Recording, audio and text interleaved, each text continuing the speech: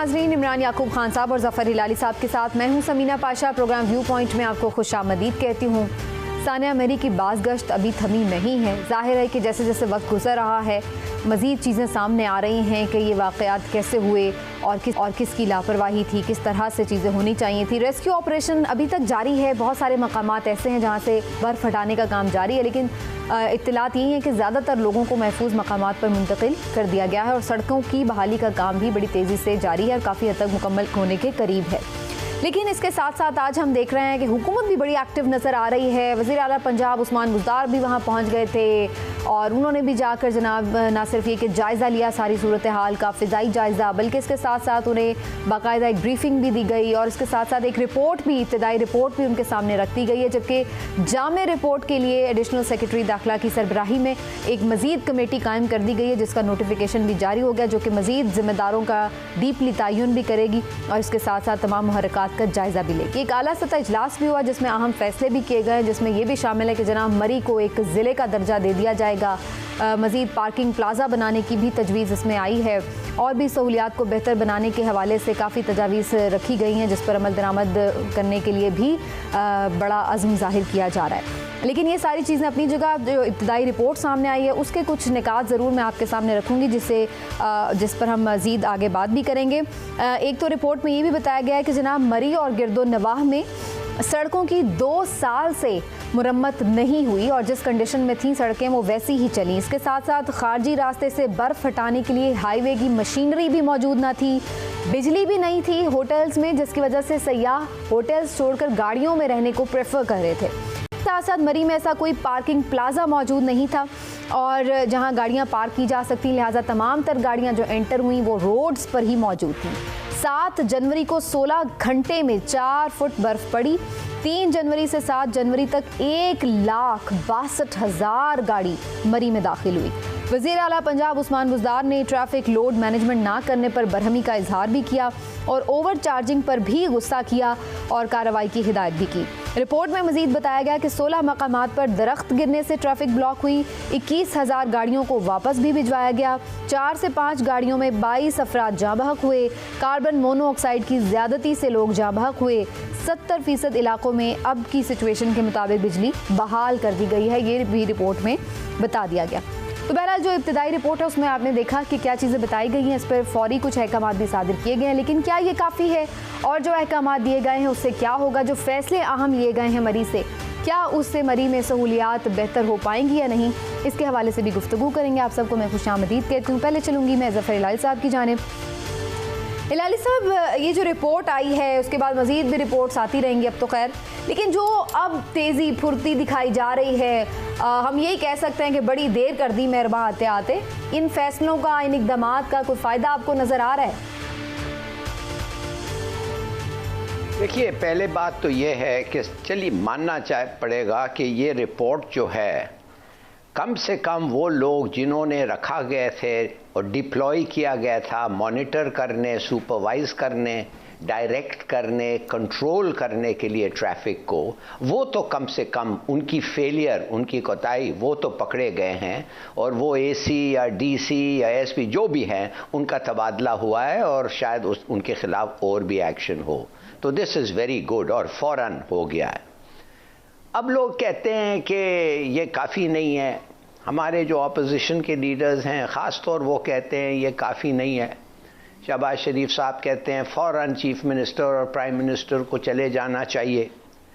अगर शहबाज शरीफ और उनके भाई नवाज शरीफ जब 14 लोग भूने गए गोलियों से मॉडल टाउन में, अगर वो उस वक्त अपना इस्तीफ़ा दे देते ना और फारिग हो जाते तो हम लोग फिर कहते कि हाँ ये एक जायज़ उनका रिक्वेस्ट है, मगर उन्होंने कुछ नहीं किया और आज तक, और ये सिर्फ पाकिस्तान में हो सकता है, आज तक वो ट्रायल ही नहीं हुआ है वो केस का, अभी तक उधर ही पड़ा हुआ है। थोड़ा सा आप देखिए समीना क्या हुआ, थोड़ा देखिए। 1,60,000 गाड़ी हैं, 4 लोग अगर एक गाड़ी में हो तो कितना होता है? 4.5 लाख लोग गए उस जगह जिधर 15,000 गाड़ी, इन अदर वर्ड्स जिधर 60,000 लोगों के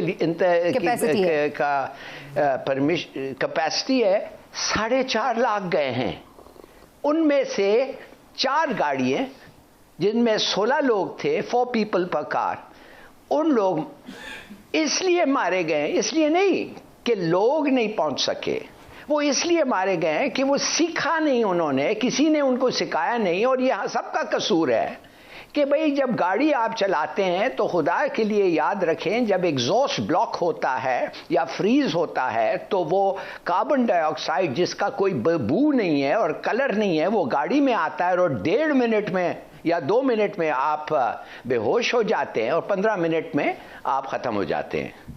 तो ये हुआ है। अब अफसोस है, बहुत अफसोस है, और जिन लोगों को प्रिवेंट कर सकते थे ये डेथ्स, वो भी, उनको भी पनिशमेंट मिला है। मगर कल वर्जीनिया, यूनाइटेड स्टेट्स में, ये सब जगह निकला है उसी वक्त ऑलमोस्ट, और उतना ही देर के लिए एक ब्लिजर्ड में लंबा ट्रैफिक जैम हो गया था अमेरिका में। एक आदमी नहीं मरा। क्यों? इसलिए नहीं कि ठंड नहीं थी, इसलिए कि उनको पता था SOPs क्या होता है। अगर ठंड में आप फंसे जाएं तो पहली चीज आप देखते हैं कि फ्रीज ना हो, आपकी गाड़ी कूलेंट हो, एग्जॉस्ट ना फ्रीज हो, और स्टार्ट मत करो अगर आपको पक्का पता नहीं है कि एग्जॉस्ट फ्यूम जा रहा है। इसलिए कोई आदमी नहीं मरा। तो ये सब बातें हैं, हमारे लोगों को सिखाना चाहिए समीना। और मैं समझता हूं आप और मैं भी जब लाइसेंस लेते हैं और टेस्ट करते हैं, कम से कम हमें ये बेसिक चीजें बताने चाहिए। बिल्कुल ठीक है, ये आपने सही कहा हिलाली साहब। इमरान साहब, आप किस हद तक इस बात से इत्तेफाक करेंगे कि इस रिपोर्ट ने किसी हद तक जिम्मेदारों का तयन किया है, और क्या आप एक्सपेक्ट करते हैं कि उनके खिलाफ कोई कार्रवाई होगी? बिस्मिल्लाहिर्रहमानिर्रहीम। देखिए हिलाली साहब की एक बात से तो मैं मुत्तफिक हूँ कि हमें जो सियासी बयानबाजी है उससे इज्तनाब करना चाहिए, लेकिन क्या कहें, हमारा अलमिया ये है या हमारा चलन ये है कि आप देखें वज़ीर-ए-आज़म इमरान खान साहब भी जब इस तरह के बयानात देते थे, कंटेनर पे खड़े होकर बातें करते तो हमारी सियासत में इस तरह की बातें होती हैं, ये सियासी बातें होती हैं। जो भी अपोजिशन में सियासी जमात होती है वो उसी तरह के बयान देती है कि वज़ीर-ए-आज़म फौरी मुस्ताफ़ी हो जाए, वज़ीर-ए-आज़म फौरी मुस्ताफ़ी हो जाए, क्योंकि उनका कारोबारी ज़िंदगी इसी से चलता है। लेकिन इस्तीफ़ा अलमिया ये है कि यहाँ कोई नहीं देता, कोई अपनी ज़िम्मेदारी कबूल करने को तैयार ही नहीं। इस रिपोर्ट की पहले बात कर लेते हैं। देखिए इसमें अच्छी बात है, बहुत सारी चीज़ें सामने आई हैं, लेकिन कुछ चीज़ें रह भी गई हैं। मिसाल के तौर पे वज़ीर दाखिला शेख रशीद साहब वो एक टीवी चैनल पे कर फरमा रहे थे कि सिर्फ आप ये इधर से आने वाली ट्रैफिक को ना देखें, अगर KP से ही आने वाली ट्रैफिक को रोक दिया जाता, उधर से भी ये ट्रैफिक ना आती तो शायद इतना मामला ना होता। अभी हम जो फैक्ट एंड फिगर्स दे रहे हैं ये अगर देखें उसमें KP वाला हिस्सा तो वो शामिल ही नहीं शायद, क्योंकि शेख रशीद साहब तो कह रहे हैं और उसका कहीं जिक्र भी नहीं है इसी रिपोर्ट में। यानी दोनों तरफ से अगर इंडक्शन हो रही है, इधर से पंजाब से भी आ रहे हैं, KP की तरफ से भी आ रहे हैं, किसी एक साइड से भी ब्लॉक नहीं किया गया। दूसरी बात ये है कि हमारे यहाँ ये आप देखें कि हुकूमत जो है वो हमेशा ये कहती है जी आप इस पे बिल्कुल सियासत ना करें, ये एक ऐसा वाक़या जो बड़ा अफसोसनाक वाक़या है। लेकिन क्या हुकूमती नाअहली पे या हुकूमती बद इंतज़ामी पे तनकीद करना सियासत है?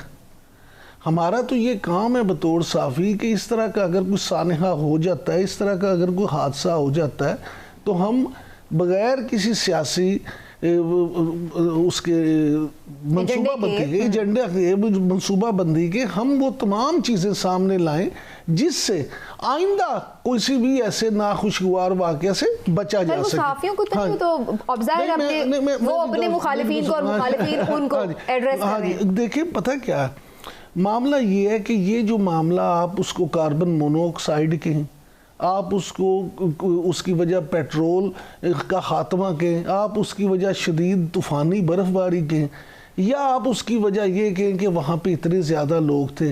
End of the day result ये है कि वहाँ पे ये एडमिनिस्ट्रेशन नहीं थी, हुकूमती कोई वहाँ पे जो इदारा था उसका काम नज़र नहीं आया और लोग अपनी जानों से हाथ धो बैठे। लिहाजा हुकूमत को सिर्फ ये नहीं करना चाहिए कि आप AC को ट्रांसफ़र कर दें, आप DC को ट्रांसफ़र कर दें या उनको आप सस्पेंड कर दें।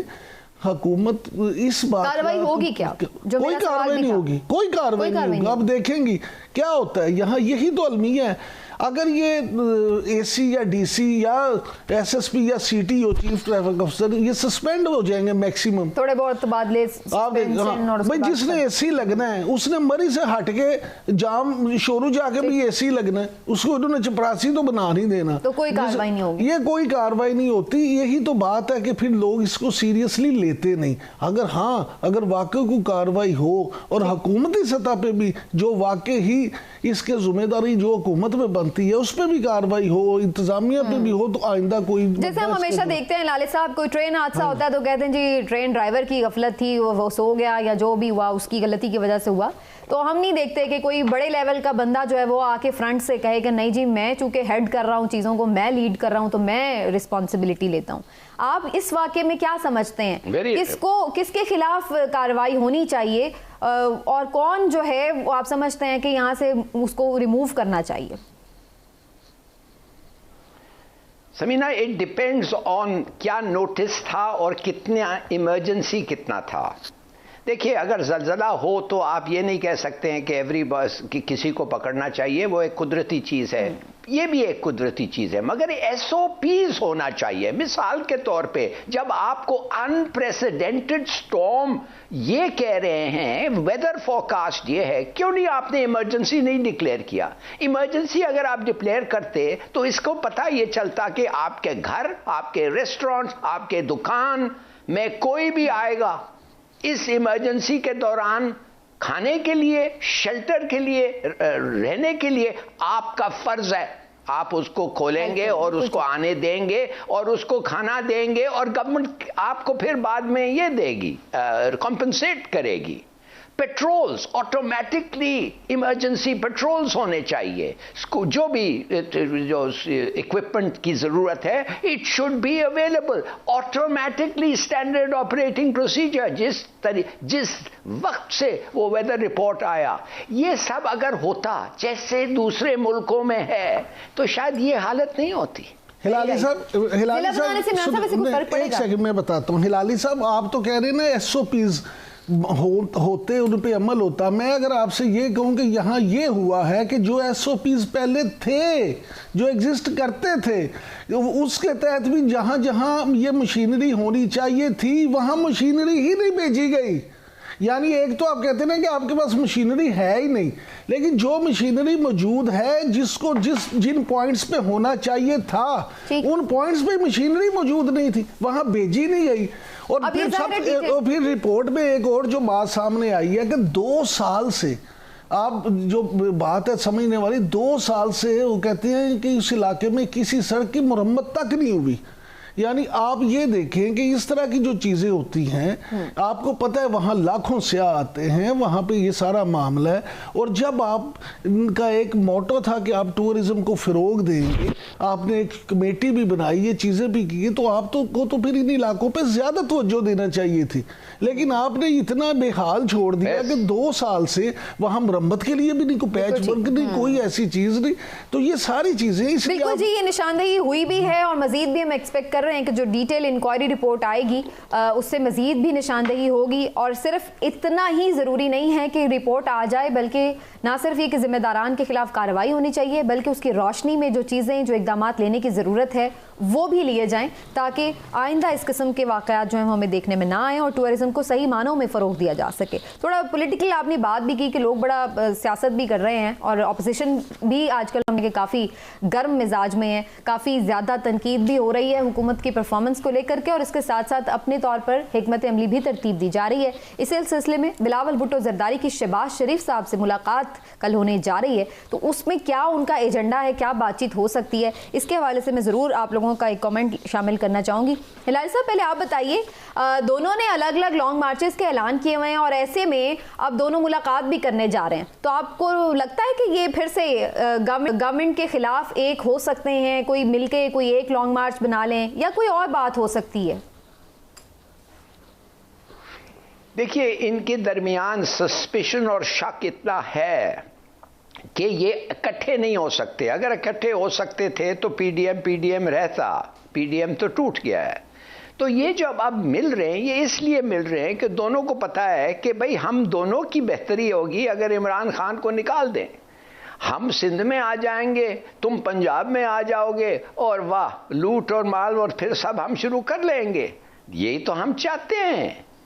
और हमारी डायनास्टिक रिलेशन वो वापस मुख्तलिफ डायनास्टीज वापस रिस्टोर हो जाएंगे। इससे बेहतर इनको क्या चाहिए? तो बिल्कुल मिलेंगे, बिल्कुल कंसर्ट करें। और मौलाना को अब वो केपी का थोड़ा सा नशा आ गया है कि शायद केपी में मुझे 2-4 सीट्स मिल जाएं, तो मौलाना साहब भी मेरे ख्याल में सब कोऑपरेट करेंगे, इकट्ठे हो सकते हैं। देखिए आगे क्या होता है। 1.5 साल रह गया है जी। इकट्ठे हैं, इकट्ठे हैं, मगर उस किस्म की यूनिटी जो एक जमाने में थी वो नहीं आ रही है। वो जानबूझ वो उन्होंने डिलिबरेटली एक से डिस्टेंस किया, इसलिए एक के खिलाफ लड़ेंगे। अभी क्या मकसद है कल की मुलाकात का? कल की मुलाकात बड़ी अहम है। मैं हिलाली साहब से इत्तेफाक नहीं करता जो उन्होंने बातें की हैं। मेरी इन्फॉर्मेशन कुछ और है। वो क्या? हाँ जी, मेरी इन्फॉर्मेशन ये है हिलाली साहब कि कल की जो ये मीटिंग है, देखें मियाँ शहबाज शरीफ इस वक्त उनका 2 निकाती एजेंडा है। एक तो वो स्ट्रीट पॉलिटिक्स करना चाहते हैं, रोड्स पे प्रेशर एक बनाना चाहते हैं हुकूमत के खिलाफ।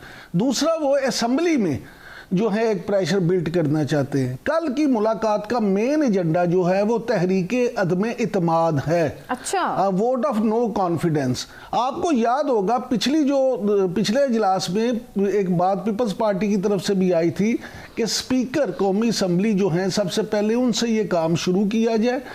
कल की जो है मीटिंग, उसमें आप एक बात याद रखें कि ये उसकी खबर दें या किस तरह से इसको करें, लेकिन हमारे जो वाकफान हाल हैं, हमारे वाकफान हाल के मुताबिक कल की इस मीटिंग का मेन एजेंडा तहरीके अदम इतमाद है।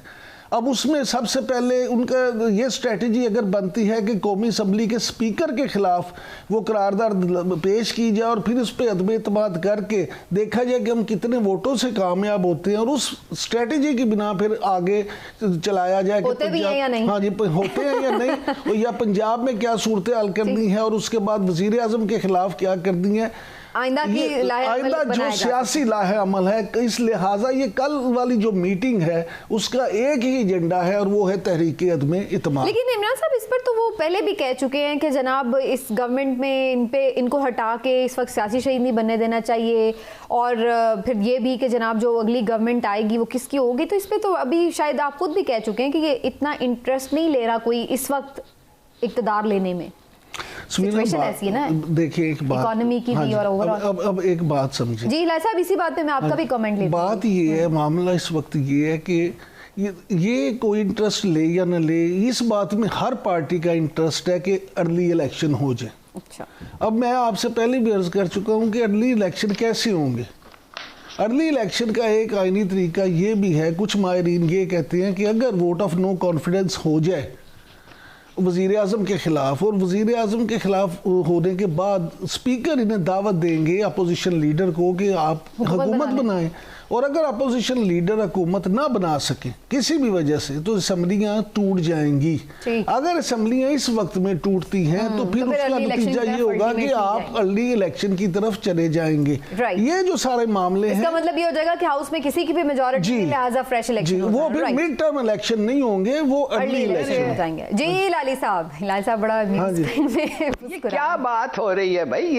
एक तरफ से सबको पता है कि ऑपोजिशन चाहती है कि वो पावर में ना आए, इसलिए मिनी बजट है, स्टेट बैंक के रूल्स को चेंज करना है, आईएमएफ के साथ आगे बढ़ना है इस प्रोग्राम में रह के, और वो कहते हैं खुदा के लिए माफ करो, इसको ही चलने दो, इसको और अनपॉपुलर होने दो। एक दिन तो ये कहते हैं, दूसरे दिन कहते हैं नहीं ये सब इकट्ठे हो रहे हैं, हो एक लॉन्च हो रहा है मूवमेंट, अभी ये नो कॉन्फिडेंस आ रही है, अभी ये गया, अभी इलेक्शन होगा। मेक अप योर माइंड, यही व्हाट यू वांट। मैं आपको बता रहा हूं, ये नहीं चाहते हैं गवर्नमेंट इस वक्त, इसलिए कि जो भी आएगा वो नहीं हैंडल कर सकेगा सिचुएशन को। सिचुएशन ऐसा है कि और कड़वी गोलियां खानी चाहिए हमें, फिर जाके आईएमएफ के साथ ठीक होगा, और फिर 1.5 साल बाद कुछ लेवल प्लेइंग फील्ड मिलेगी नई पार्टी अगर आए उस वक्त तक।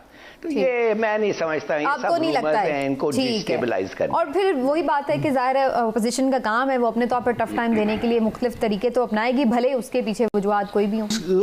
उसकी ये वजह ना, देखिए ब्रेक ले लो। जब ये बिलावल भुट्टो और शहबाज शरीफ मिलेंगे तो दोनों के मिलने से खबर तो बनेगी ना, दोनों के मिलने से हुकूमत के कान तो खड़े होंगे कि ये क्या करने जा रहे हैं, क्या होने जा रहा है। लिहाजा ये एक हुकूमत के लिए थ्रेट तो है, आप इसको माने या ना माने। बिल्कुल ठीक है, मैं तो मान लेती हूँ, मुझे कोई हुकूमत माने परेशानी। Right, all right. चलिए जी एक ब्रेक लेते हैं, ब्रेक से वापस आकर बात करेंगे उस थ्रेट की जो कि अब बहुत सारे लोगों को मिल रहे हैं जिन्होंने ऑनलाइन इन्वेस्टमेंट की क्रिप्टो करेंसी में, और इस किस्म की और भी बड़ी हम देख रहे हैं ऐप्स बड़ी इस वक्त चल रही है, एक बड़ा बिजनेस चल रहा है इस किस्म का ऑनलाइन। आपने भी ये नाम सुना होगा और आपकी भी मोबाइल यूज़ में अक्सर ये चीज़ें आ जाती हैं सामने कि जनाब आप इसको क्लिक करें और उसके बाद देखें आप बड़े मालदार हो जाएंगे। इसके बाद बहुत सारा एक फ्रॉड का पूरा स्कैम सामने आया है और जिसमें लोगों के अरबों रुपए जो हैं वो डूब गए हैं और FIA को इसके बारे में बाकायदा एक्शन भी लेना पड़ा है। ये सारी कहानी क्या है, इससे कैसे बचा जा सकता है, इस पर एक्सपर्ट ओपिनियन भी आपके सामने रखेंगे। आप हमारे साथ रहिए, ब्रेक के बाद हम वापस आ रहे हैं।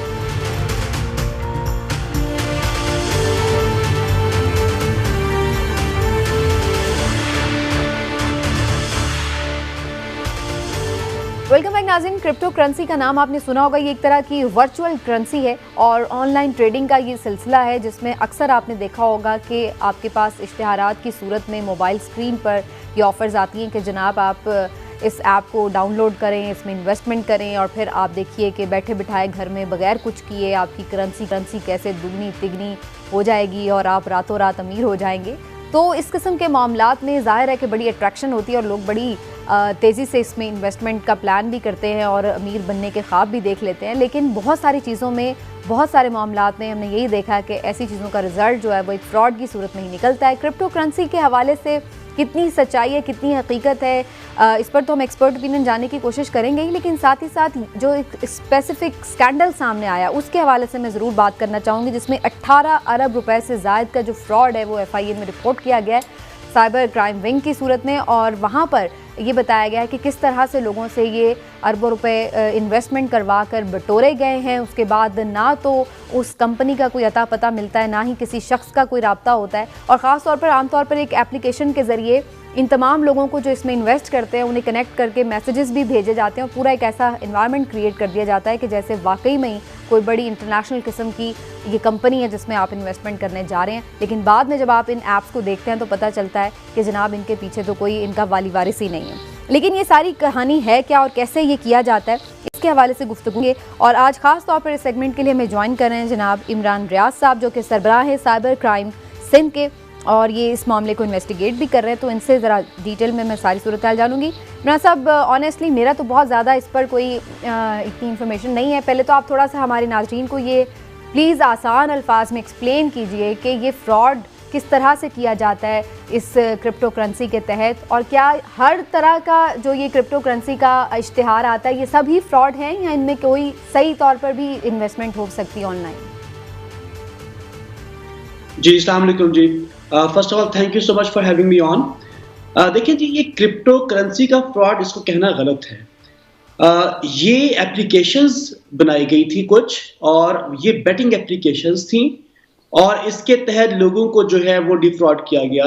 अब इसका तल्लुक जो बाइनांस एक्सचेंज के साथ है जो कि क्रिप्टो की ट्रेडिंग एक्सचेंज है वो ये है कि इन एप्स को बाइनांस के साथ लिंक किया गया, जो यानी कि बाइनांस के जो वॉलेट एड्रेस हैं वो इस्तेमाल किए जा रहे थे इन एप्स में पैसे वसूल करने के लिए। तो अब हुआ क्या कि जी हमसे राब्ता किया गया कुछ ऑनलाइन पेजेस के ऊपर मेरे कि जी इस तरीके से कुछ एप्लीकेशंस हैं जो कि HFC है, HT Fox है, UG है, AVG है, जो कि इस तरह के फ्रॉड में मुलव्वस हैं। ये करती क्या है कि शुरू में लोगों को ल्योर करती हैं इन्वेस्टमेंट के लिए और उसके बाद जो है गायब हो जाती हैं। लेकिन असल इशू ये है कि इनके कोई भी जो है यहाँ पे ऑफिस पाकिस्तान में नहीं है और ये एनोनिमस ऐप्स थी, यानी कि इन ऐप के ऑनर को या एडमिन्स को कोई भी नहीं जानता था। तो लोगों ने लालच में आके इस तरह की ऐप्स में जो है वो इन्वेस्ट किया। पहली बात तो यह है कि लोगों को हमेशा ये चेक करना चाहिए कि कोई भी एप्लीकेशन है, जो कोई भी अदारा है जो इस तरीके से पैसे इकट्ठे कर रहा है, तो वो राब्ता करें कंसर्न आपका जो security and exchange commission of Pakistan है उसके साथ कि जी आया ये अदारा है जो पैसे हमसे मांग रहा है, क्या इसको आपने पैसे हमसे लेना पब्लिक से अलाउ किया हुआ है कि नहीं किया हुआ, जो कि SCCP के रूल्स के तहत सिर्फ स्टेट बैंक ऑफ पाकिस्तान और जो उसके बैंक्स जो हैं या इस तरह के और जो अदारे हैं जिनको अलाउ किया गया है security and exchange commission Pakistan की तरफ से, सिर्फ वही पैसे चार्ज कर सकते हैं, वही पब्लिक से पैसे ले सकते हैं। अगर कोई ऐसा अदारा है जो आपसे पैसे मांगता है इस चीज के ऊपर, तो आप उसको पैसे ना दें। इस तरह की जो भी एप्स है जो कि आपसे बगैर किसी एड्रेस के पैसे मांगती हैं वो जाली हैं। अब इसमें जो क्रिप्टो के हवाले से बात है कि इसको कैसे इस्तेमाल किया गया, बोला गया तमाम इनके मेंबर्स को कि जी आपने बाइनांस जो एक्सचेंज है, वर्ल्ड वाइड एक्सचेंज जो क्रिप्टो की है, वर्चुअल करेंसी की है, आप वहां पे आए, पहले वहां पे अपना अकाउंट बनाएं, अपना वॉलेट एड्रेस बनाएं। अब wallet address is just like a bank account, जैसे आप बैंक अकाउंट खोलते हैं। उसके बाद उस वॉलेट एड्रेस से USDT यानी कि US डॉलर के इक्विवेलेंट जो वर्चुअल करेंसी है वो ट्रांसफर की जा रही थी इन फ्रॉडुलेंट एप्लीकेशंस के वॉलेट अकाउंट के अंदर, यानी कि बैंक अकाउंट के अंदर आप कह लें आम आसान में कहने के लिए। और फिर उसके बाद वो जो है उस ऐप में जाते थे। अब लोगों को झांसा ये दिया जा रहा था कि आप बिटकॉइन इन्वेस्टमेंट कर रहे हैं, बट इनफैक्ट ये ऐप जो थी simple, it was a betting app, ये भी और बाकी तमाम जो 10 ऐप्स हैं वो भी। और इसमें एक और चीज थी, टेलीग्राम एक आपकी चैटिंग ऐप है, आपकी कम्युनिकेशन ऐप है, जस्ट लाइक जो आपका है व्हाट्सएप उसकी तरह की। वहां पे ग्रुप्स बनाए गए और जो एनोनिमस इसका ऑनर था ऐप का और इसके एडमिन्स जो थे वहां पे सिग्नल देते थे कि जी बिटकॉइन की वैल्यू राइज करेगी या फॉल करेगी। तो इनकी इस टिप के ऊपर, सिग्नल के ऊपर लोग ऐप में जाके एक चार्ट बना होता था, वहां पे जाके राइज पे क्लिक करते थे और अगर राइज पे वो क्लिक करके जीत गए तो पैसे उनकी तरफ आते थे और उसके बाद अगर हार गए तो पैसे ऐप में चले जाते थे। सही। इमरान साहब, मैं अभी इस पर पूछती हूँ कि आप लोग सरगना तक पहुंचे हैं या नहीं, कुछ लोगों की कोई इस पे गिरफ्तारी वगैरह हुई है, कहाँ तक आप इसको लीड करें। लेकिन मैं चाहूंगी कि हिलाली साहब भी शायद आपसे इस बारे में कुछ क्वेश्चन करना चाह रहे हैं। हिलाली साहब, आप कुछ कहना चाह रहे हैं इस टॉपिक के हवाले से? मैं नहीं, कुछ नहीं कह सकता, इसलिए कि मैं बिल्कुल समझ ही नहीं रहा हूं कि ये है क्या। इसका इन्वेंटर का नाम किसी को नहीं पता है, CIA को भी नहीं पता है इसका इन्वेंटर का नाम क्यों, कौन है। ये कहते हैं कोई कंट्रोल, कोई रेगुलेशन नहीं है, फिर भी ऐसा पैसा है कि आप न्यूक्लियर मटेरियल्स इससे खरीद सकते हैं। तो मैं तो आई एम सॉरी, मैं समझ ही नहीं सकता हूँ क्या हो रहा है। अच्छा इमरान साहब, मैं आपसे एक सवाल ज़रूर पूछना चाहूँगा। इमरान यकूब बात कर रहा हूँ। मुझे आप ये बताएं कि रोज़ाना कोई नई करेंसी, क्रिप्टो करेंसी किसी नए नाम के साथ आ जाती है। मैं ये जानना चाहता हूँ कि आम पब्लिक जो है वो किस तरह से इस चंगल से बच सकती है, क्योंकि मेरी एक आपके FIA के इदारे के बड़े जो सीनियर अफसर हैं उनसे बात हो रही थी। वैसे तो फेडरेशन ऑफ चैम्बर की रिपोर्ट के मुताबिक 20 अरब डॉलर जो हैं पाकिस्तानी इसमें इन्वेस्ट कर चुके हैं, लेकिन वो मुझे बता रहे थे कि असल में ये 22 अरब डॉलर से भी ज़्यादा है और शायद स्टेट बैंक के साथ आपकी कुछ कम्युनिकेशन भी चल रही है कि किस तरह से उन अकाउंट्स को भी लोकेट किया जाए और उसके अलावा फिर इसको कानूनी बनाने के लिए या उन तक पहुँचने के लिए और उस पर टैक्स के लिए भी कोई कवानीन बनाए जाए और बैंकों से रब्ता किया जाए। मेरी इन्फॉर्मेशन के मुताबिक कुछ लोगों को शायद नोटिस भिजवाए भी गए हैं। मैं ये समझना ये चाहता हूं कि आम जो आदमी है वो इससे किस तरह से बच सकता है। देखिए, आम आदमी का बचना इससे जो है वो उनके अपने हाथ में है। देखिए, स्टेट बैंक ऑफ पाकिस्तान का जो क्लियर नोटिफिकेशन है 2018 का, उसमें बोला गया है कि जी जो लोग हैं इससे इन्वेस्ट करने से इसमें एहतराज करें, ठीक है। और साथ ही साथ स्टेट बैंक ने जो हिदायत जारी की हैं अपने तमाम बैंक्स को कि जी इस तरह की एक्टिविटी को डिस्करेज किया जाए और अगर कोई भी इंडिविजुअल जो है इस तरह की एक्टिविटी में for purchase of virtual currency या क्रिप्टो करेंसी इन्वॉल्व है तो उसके बारे में जो आपका फाइनेंशियल मॉनिटरिंग यूनिट है FMU को रिपोर्ट किया जाए। और इनफैक्ट अभी हुआ भी कि एक कमर्शियल बैंक की तरफ से जो STR जनरेट हुई, STR is called suspicious transaction report. तो जो क्रिप्टो के हवाले से इस तरह की रिपोर्ट थी डेट वाज जनरेटेड और वो दी गई FMU को और FMU ने हमें वो भेजी और उसकी बेस के ऊपर हमने जो है जो इस तरह की ट्रांजैक्शन करने वाले लोग थे उनके अकाउंट्स जो थे वो सीज करवाए और साथ ही साथ उनके जो अकाउंट्स थे और क्रेडिट कार्ड थे उनको डेबिट ब्लॉक भी करवाया हमने। तो ये बचता लोगों के अपने हाथ में है। जब गवर्नमेंट क्लियरली कह रही है कि ये एक सेफ इन्वेस्टमेंट नहीं है, फ्लक्चुएट करती है, लेकिन लोग फिर भी एक चूंकि हाइप फिर भी झांसे में आ जाते हैं। लेकिन इमरान साहब ये जरूर कहिए कि जो ये स्कैम सामने आया है इसमें आप लोगों की इन्वेस्टिगेशंस कहां तक पहुंची हैं और क्या कोई सिरा हाथ लगा? देखिए, हमने जो इसमें ग्लोबल जो वर्चुअल करेंसी एक्सचेंज है बाइनेंस को जो लेटर लिखा है, उसकी वजह यही है कि जो भी ट्रांजैक्शंस हैं उनका रिकॉर्ड जो है इनके पास होगा। ठीक है, मैं मिसाल देता हूं कि अगर एक बैंकिंग फ्रॉड होता है तो हम करते क्या है कि उस मुतल्लिका बैंक को लिखते हैं कि बताएं कि जी ये वाली अमाउंट जो है किस बैंक से किस बैंक में गई, तो we get all the chain और हम उस क्रिमिनल तक पहुंचते हैं। तो इसी तरह हमने इस चीज के हवाले से भी बाइनेंस को लिखा है। हमने पिछले 2 हफ्ते में बहुत से लोगों को पूरे पाकिस्तान में बात की है और उसके बाद हमने जो वॉलेट एड्रेस हैं या आप कह लें कि जो अकाउंट नंबर्स कह लें आप सो कॉल्ड, तो उन अकाउंट नंबर्स को आइडेंटिफाई किया है बाइनेंस के जहां पे ये फ्रॉडलेंट मनी जो है वो भेजा गया था with the help of victims. हमने वो तमाम रिकॉर्ड जो है बाइनेंस को भेजा है और उनसे रिक्वेस्ट की है कि जी हमें तमाम ये डिटेल्स दी जाएं कि ये कौन लोग थे जिन्होंने ऐप्स को जो है वो स्टार्ट किया, इनकी पर्टिकुलर्स क्या हैं, और सेकेंडली आपने इनको किन कवानीन के तहत अलाउ किया। क्या आपने चेक किया कि सिक्योरिटी एक्सचेंज कमीशन पाकिस्तान से इनको कोई सर्टिफिकेट मिला हुआ है कि नहीं मिला हुआ, या FBI से परमिशन मिली हुई है कि नहीं मिली हुई, या आपके स्टेट बैंक ऑफ पाकिस्तान से कोई परमिशन मिली है नहीं मिली। तो इन तमाम सवालात को हमने उनसे किया है और हम एक्सपेक्ट कर रहे हैं कि चूंकि एक बड़ा अदारा है बाइनेंस और ग्लोबल अदारा है, तो हमसे यकीनी राब्ता करेगा और हमसे इस इन्वेस्टिगेशन में हेल्प करेगा। अच्छा इमरान साहब एक बहुत ही बेसिक और सादा सा सवाल है, लेकिन आम आदमी के इंटरेस्ट के लिए और ख़ासतौर पे मेरे जैसे आम आदमी के इंटरेस्ट के लिए बड़ा अहम है। ये जो भी चैनल्स थे ये गैर कानूनी थे और गैर कानूनी तरीके से ये काम ये कर रहे थे।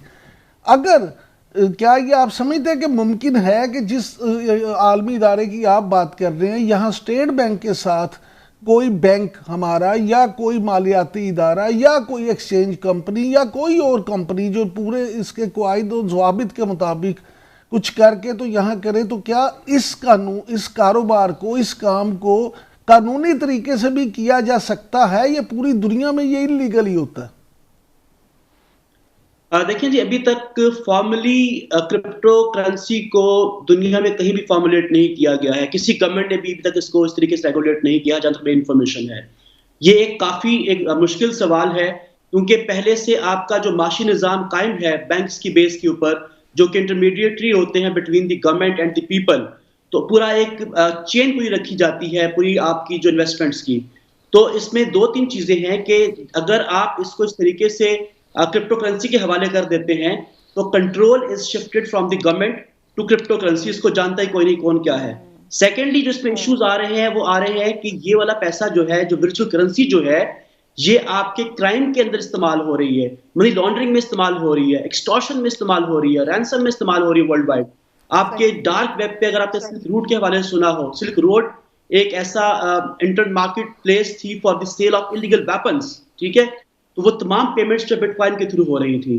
तो इस चीजों को देखते हुए गवर्नमेंट्स जो है अभी तमाम इस चीज पे सोच रही हैं कि अगर इस सिस्टम को रेगुलेट करना है तो किस तरीके से करना है, तो ये ओवरनाइटली नहीं होगा। अच्छा इमरान साहब, ये जरूर फरमाइएगा कि साइबर क्राइम हम यूं भी जनरली भी देख रहे हैं कि बहुत ज़्यादा इनकी शिकायत बढ़ती चली जा रही हैं। आप समझ रहे हैं कि लोगों को चूँकि सोशल मीडिया एक ऐसा टूल है जो हर शख्स के हाथ में आ गया है और इसकी जो रूल्स एंड रेगुलेशंस हैं वो उस तरीके के अभी तक हमारे माशरे में नज़र नहीं आ रहे हैं। SOPs कहीं हुकूमती सतह पर लैग कर रहे हैं या इसको रेगुलेट करने का कोई सिस्टम मौजूद ही नहीं है, होना चाहिए, कहाँ पर हम लैग कर रहे हैं? देखिए जी, system is there, law is there. हम लोग जो साइबर क्राइम है, ये prevention of electronic crimes act है 2016 में जो हुकूमत पाकिस्तान ने पास किया था, उसके तहत काम कर रहे हैं। पाकिस्तान में कोई भी अदारा जो है किसी वो कानून के तहत काम करता है और ये रिस्पॉन्सिबिलिटी साइबर क्राइम को फाइट करने की FIA के हवाले की गई थी। अब जहां तक बात है कि लोगों को अवेयरनेस है नहीं है, that is what I have noticed, और हम उस पर काम कर रहे हैं, अवेयरनेस लोगों को दे रहे हैं कि जी पाकिस्तान में एक प्रॉपर साइबर लॉ है, ठीक है, और लोगों को सजाएं मिलती हैं। और अब किस किस तरीके से क्राइम हो रहे हैं उसको भी लोगों को बताया जा रहा है, तो चीजें आहिस्ता आहिस्ता बेहतर होंगी। अभी तक सूरत हाल ये थी कि लोग इसको एक खिलौना समझते थे, mobile phone was a toy for them, कि जिस मर्जी को डिफेम कर दिया, जिस मर्जी की पिक्चर्स जो थी वायरल कर दी, जिस मर्जी को जो है वो फाइनेंशियल फ्रॉड कर दिया। तो अब इन तमाम चीजों को लोगों को रियलाइज कराया जा रहा है और इसके लिए प्रॉपर स्पेशल कोर्ट्स हमारी बनी हुई हैं और सजाएं भी हो रही हैं। अभी रिसेंटली मेरे पास एक केस आया और उसमें जो एलिज्ड पर्सन थे जो कि वुमेन हरासमेंट कर रहे थे, वो एक फॉरेन यूनिवर्सिटी से, कॉर्नेल यूनिवर्सिटी अमेरिका में, वहां से पढ़े हुए थे और यहाँ प्रोफेसर थे और उनको नहीं पता था कि पाकिस्तान में साइबर लॉ एग्जिस्ट करता है। तो इस चीज को आगे लेते हुए हमने इस पे वर्किंग शुरू की हुई है और हम लोगों को अवेयर कर रहे हैं। अवेयरनेस देने की हिलाली साहब कुछ पूछना चाहेगा? जी हिलाली साहब जी। इमरान साहब, मैं आपके दफ्तर गया हूं कराची में और मेरा एक कंप्लेंट है आपके दफ्तर में।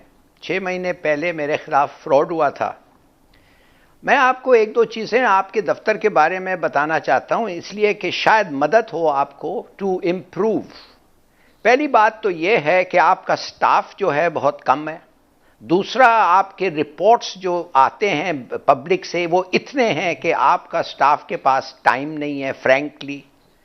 तीसरी बात यह है कि सुप्रीम कोर्ट ने कोई 20 या 15 या 20 अफसरों को निकाल दिया। वो अफसर जो 10-15 साल सर्विस किए हैं, उन्होंने उनको इसलिए निकाल दिया, वो कहने लगे कि ये रिक्रूट नहीं हुए थे ठीक तरीके से। ये सब चीज़ आपके मोराल पे इम्पैक्ट किया है। दूसरी बात है, आपके जो लोग हैं उनको ट्रेनिंग मिलनी चाहिए। आपको वेपन्स ट्रेनिंग ठीक नहीं मिल रही है। पिस्तौल तक ऑपरेट करने के लिए आपको वक्त नहीं मिल रहा है या ट्रेनिंग नहीं मिल रही है। और आखिरी चीज़ जो मैं आपको कहना चाहता हूं, जिस आदमी ने मेरे खिलाफ फ्रॉड किया था उसको ट्रेस किया उन्होंने बड़े अच्छी तरीके से, ऐसी जगह जो एक गांव था छोटा सा, और उस गांव में अनफॉर्चुनेटली रिवाज ये था कि अगर आप जाके किसी को पकड़ना चाहते हैं तो लोकल पुलिस को बताना पड़ता है कि हम आ रहे हैं और हम तुम्हारे मदद से फलाने को ढूंढ रहे हैं। वो जो आदमी, वो पुलिस जो होता है, वो इनके साथ, वो जो क्रिमिनल्स के साथ ये पुलिस का एक कांटेक्ट रहता है। वो जो होता है चोर, वो तो इनके साथ खूब अच्छा कांटेक्ट रखता है। उसको इन्फॉर्म कर, उसको पता चल जाता है कि ये आ रहे हैं और उधर से वो खिसक जाता है। You must look at these things. और मैं आपको बताता हूं कि ये, और फिर ये मेरा जो फ्रॉड था कुछ उस पे मेरे बैंक के साथ था। मेरे क्रेडिट कार्ड को चोरी करके कुछ किया था। ये बैंक के भी लोग शायद इन्वॉल्व हैं, बल्कि मैं समझता हूं आपके लोग समझते हैं कि पक्का इन्वॉल्वमेंट पे, इस पे भी थोड़ा सा गौर करें। इसलिए कि इमरान साहब आप इसको रिस्पॉन्ड जरूर करें। बिल्कुल सही, बड़े अच्छे हिलाली साहब ने पॉइंट्स उठा दिए। जी इमरान साहब। जी अस्सलाम वालेकुम हिलाली साहब, गुड टू सी यू। देखिए जी, पहली बात जो आपने अंडरस्टाफिंग की बात की है उसमें ये है कि चूंकि कि न्यू फील्ड है, लॉ भी नया अभी है, तो इसमें हमने स्पेशल जो टेक्निकल लोग हैं, एक्सपर्ट्स को हायर किया है, ठीक है। और इस पे हमारा नजर है, गवर्नमेंट ऑफ पाकिस्तान का बहुत इस पे जो है वो इस वक्त फोकस है। तो जल्दी इंशाल्लाह ताला और हम लोगों को इंडक्ट कर रहे हैं और ये स्टाफ का जो इशू है वो आहिस्ता आहिस्ता हल होगा। लेकिन देखिए, एक चीज को हमें रियलाइज करने की जरूरत है कि इस वक्त जितना भी क्राइम है that has shifted to cyber space, ठीक है। और इसका क्वांटम इतना बड़ा हो गया है कि अगर हम यहाँ पे 1 लाख की फौज भी रख लें तो उसको इस तरीके से कंट्रोल करना मुश्किल है। तो मैं ये समझता हूं कि हमें कुछ पॉलिसी लेवल के काम ऐसे करने होंगे, लोगों को सिखाना होगा, अवेयरनेस देनी होगी लोगों को कि साइबर क्राइम है क्या। आपको इसको आप खिलौना नहीं समझ सकते हैं। तो इसलिए हम काम कर रहे हैं ताकि इसको अवेयर लोगों को किया जाए, ठीक है, और ग्रेजुअली फिर जाहिर है कि इसमें इम्प्रूवमेंट भी आएगी। बहुत शुक्रिया इमरान रियाज साहब, आपने आज के प्रोग्राम के लिए वक्त निकाला। और नाज़रीन, उम्मीद करता है कि आपको इससे थोड़ी अवेयरनेस मिली होगी। खुद भी मोहतात रहिए और देखभाल की इन्वेस्टमेंट कीजिए। बिल्कुल आंखें बंद करके कहीं पर भी पैसे इन्वेस्ट ना कीजिए, वरना इस किस्म के वाक़यात भी खुदा न खास्ता रूनुमा हो सकते हैं, नुकसान उठाना पड़ सकता है। एक ब्रेक लेते हैं, ब्रेक से वापस आते हैं तो बात करेंगे एक और नुकसान की कि जो खुदा न खास्ता कहीं हमें आ ना ले। और हम बात कर रहे हैं जनाब ओमिक्रॉन की, जिसके केसेस अब थोड़े हमें बढ़ते हुए नज़र आ रहे हैं। कितना ख़तरनाक है ये, इससे कैसे बचें और क्या सूरत हाल हो सकती है आइंदा आने वाले दिनों में इस हवाले से पाकिस्तान में, इस पर डिटेल में बात एक ब्रेक के बाद।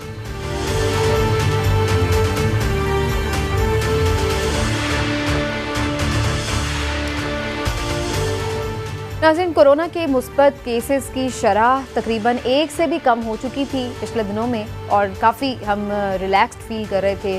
कारोबारी ज़िंदगी काफ़ी हद तक मामूल पर आ चुका था, लेकिन उसके बाद जब ओमिक्रॉन वेरिएंट इसका सामने आया तो उसके बाद पाकिस्तान में भी इसके कुछ केसेस नज़र आने शुरू हुए और अब सूरत हाल ये है कि एक दफ़ा फिर से हमें जो कोरोना केसेस है उसमें तादाद बढ़ती हुई नज़र आ रही है। 3.16 ये रिकॉर्ड की गई है और 1572 नए केसेस गुज़श्ता 24 घंटों में सामने आए हैं।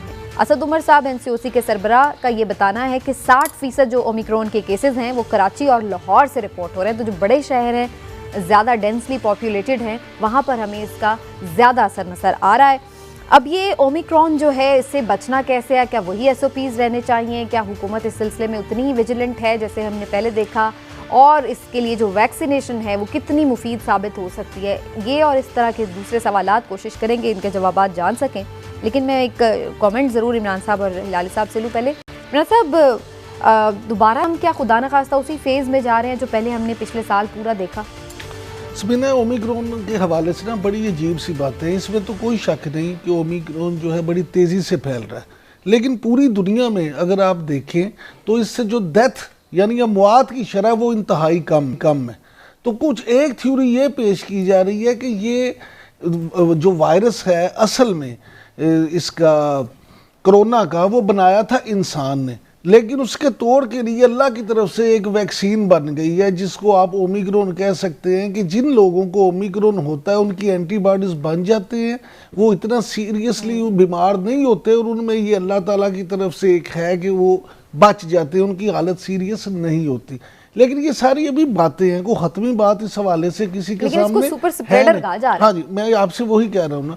अब वो यही तो थ्योरी पेश करते हैं कि देखें, वो कहते हैं जी असल में बात ये है, इतनी बड़ी कॉन्स्पिरेंसी है ना थ्योरी के आप हैरान। वो कहते हैं जी इंसान ने बनाया था और आपको याद होगा कि जब स्पेनिश फ्लू आया था तो उस वक्त दुनिया की आबादी कितनी थी, उस वक्त भी ये बनाया गया था और अब भी ये दुनिया की आबादी को कंट्रोल करने के लिए और मल्टीनेशनल ने इसमें ये करने के लिए और वो करने के लिए और फिर वैक्सीन बेचने के लिए तरह तरह की बातें की जाती हैं कि ये इसमें वो किया जाता है। इसलिए एक इंसान का सिस्टम होता है और दूसरा इसमें अल्लाह का सिस्टम होता है। अब वो कहते हैं, वो ये थ्योरी पेश करते हैं कि जी ये एक तरह की आपकी वैक्सीन हो गई है, आप ये करेंगे आपकी एंटीबॉडी बनेगी और आप देखेंगे कि उससे आपको इसका अल्टीमेटली फायदा। इस वक्त हिलाल साहब हमारे साथ डॉक्टर अलफरीद जफर साहब मौजूद हैं और मैं कोशिश करूंगी कि हम उनसे ज़्यादा जान सकें। आपका भी कोई सवाल हो इससे मुतालिक तो आप भी उनसे कीजिएगा।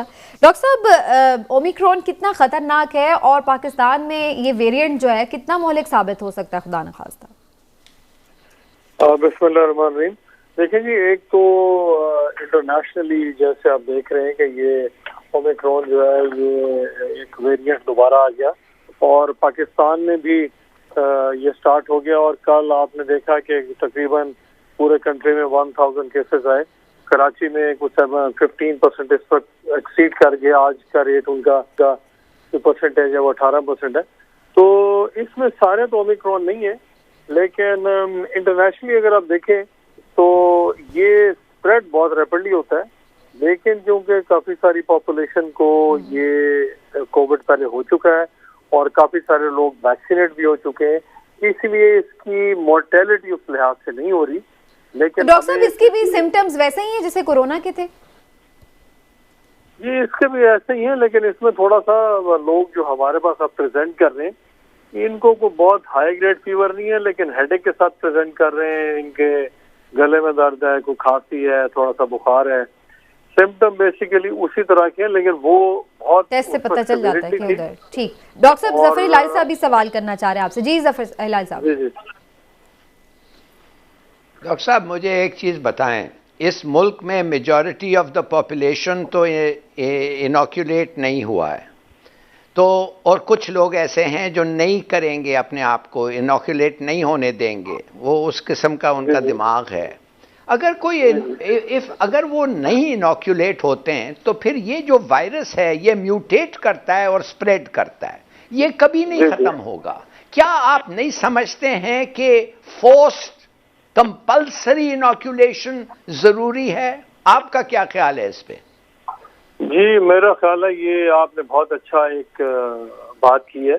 अब आप देखेंगे ऑस्ट्रेलिया में जो नोवैक इस वक्त वर्ल्ड नंबर 1 टेनिस प्लेयर था, उसने कोई एक अपना सर्टिफिकेट लिया हुआ था कि वो एग्जेम्प्टेड है वैक्सीनेशन से, लेकिन ऑस्ट्रेलियन गवर्नमेंट ने उसको डिपोर्ट कर दिया कि उसने वैक्सीनेशन नहीं कराई। ये वैक्सीनेशन इज द आंसर और इसको हमें कंपल्सरी करना चाहिए। मैं गायनेकोलॉजिस्ट हूँ, हमारा जो ओपीडी है गायनी का, हमने उसमें कंपल्सरी किया हुआ है जो भी खातून उसमें एंटर होती है वो वैक्सीनेट होगी तो फिर उसका ऑप्स का चेक होगा, उसका गायनी का चेक होगा। तो इस तरह हमने अपने ओपीडीज और इमरजेंसीज में इसको हमने स्टार्ट किया हुआ है। तो और जो नॉर्मली हम कोरोना वैक्सीन यूज कर रहे थे कोरोना के बचाव के लिए, वही वैक्सीन इसके लिए भी काबिल अमल होगी डॉक्टर साहब? ये अभी तो लगवाएं हम हमारे, अभी तो वैक्सीन हमारे पास वही ऑप्शन है ना, साइनोफार्म है, साइनोवैक है, अब फाइजर आ गई, बीच में मॉडर्ना आ गई, तो इस वक्त हमारे पास ऑप्शन वही है। और ये देखा गया है कि जो पॉपुलेशन इन वैक्सीन के साथ वैक्सीनेट हुई है वो उनको बहुत सीरियस किस्म के सिम्टम्स नहीं आ रहे। अच्छा डॉक्टर साहब में भी जी डॉक्टर साहब ये फरमाइएगा कि जो बूस्टर डोज है उसको आप किस तरह से देखते हैं कि बूस्टर डोज से क्या मजीद बचाव इससे हो सकता है? हाँ जी, बूस्टर डोज का पहले तो एक्चुअली 2 इंजेक्शन का शुरू में चलता रहा कि 2 शॉट्स लगने चाहिए, लेकिन उसके बाद फिर उसमें देखा गया कि कुछ लोगों के एंटीबॉडी जो थे वो ड्रॉप कर रहे थे, तो फिर एक रिकमेंडेशन आई कि अगर आपको सेकंड शॉट के बाद 6 मंथ्स हो गए तो you should go for a booster shot. और बूस्टर शॉट के लिए हमारा साइनोफार्म भी लग रहा है और हमारे पास फाइजर भी है। तो कोशिश हमारी ये है कि हम सारी पॉपुलेशन को वैक्सीनेट करें और I think vaccine is the answer और आजकल हम उसी पे काम कर रहे हैं। और हमारा थोड़ा सा एक वेस्ट से डिफरेंट इसलिए कि उनका साइकिल विंटर में आता है और हमारा साइकिल समर में शुरू हो जाता है। ये अभी तक साइंटिस्ट को समझ नहीं आ रहा कि ये साइकिल किस किस्म का चल रहा है। अच्छा डॉक्टर साहब ये भी फरमा दीजिए कि जो एसओपीज हम पहले कोविड के लिए फॉलो कर रहे थे उसी तरह हम उसी के साथ बच सकते हैं इससे ओमिक्रॉन से? हाँ, वो एक्चुअली अनफॉर्चुनेटली हम लोग वो एसओपीज इस वक्त भूले हुए हैं और हमारे फंक्शंस चल रहे हैं, हम हाथ मिला रहे हैं, हम गले मिल रहे हैं। तो मेरा ख्याल है हमें थोड़ा सा डिस्टेंसिंग और मास्क जो है वो सबसे ज्यादा प्रोटेक्टिव। अभी तक हमने जो स्टडी की है उसमें जिन लोगों ने मास्क लगाए रखा वो कोरोना से बचे रहे हैं, दूसरे इन्फेक्शन से बचे रहे हैं, उनको फ्लू नहीं हुआ, उनको फीवर नहीं हुआ। तो मेरा ख्याल है मास्क तो लाजमन लगाना चाहिए। और हमारे जो पुराने एसओपीज थे जिसमें हमने हैंड शेक नहीं करना था, हाथ एक हमने 20 सेकंड लाजमन धोने थे, एक हमने डिस्टेंस रखना था। मेरा तो इंशाल्लाह बच जाएंगे ना इस दफा भी हम, जैसे पहले अल्लाह खैर की है हमारे मुल्क पर, उम्मीद रखें हम इंशाल्लाह। ठीक है डॉक्टर साहब, बहुत बहुत शुक्रिया आपका, वक्त हमारा खत्म हुआ। थैंक यू सो मच, आपने आज टाइम दिया। तो जनाब ओमिक्रॉन से मोहतात रहिए, एसओपीज फॉलो कीजिए, वही हमेशा जो हम आपसे कहते हैं उनको फॉलो कीजिए इंशाल्लाह। और बाकी हमें अल्लाह पर उम्मीद है कि इंशाल्लाह हमारे हाल पर इसी तरह रहम फरमाएगा जैसे पहले भी हम बचे। अपना ख्याल रखिए बहुत सारा, इंशाल्लाह फिर मिलेंगे। अल्लाह हाफ़िज़।